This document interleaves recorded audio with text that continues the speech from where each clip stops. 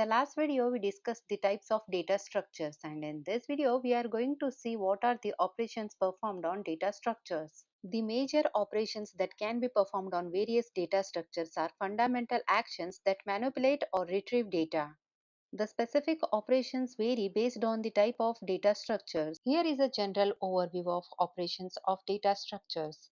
Searching is a fundamental operation in data structure and various algorithms are used to find a specific elements or determine its presence.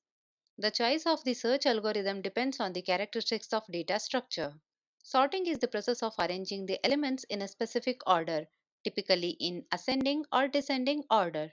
Various sorting algorithms exist, and the choice of the particular algorithm depend on factors such as size of the data set, the presence of pre-sorted elements, and the desired time complexity.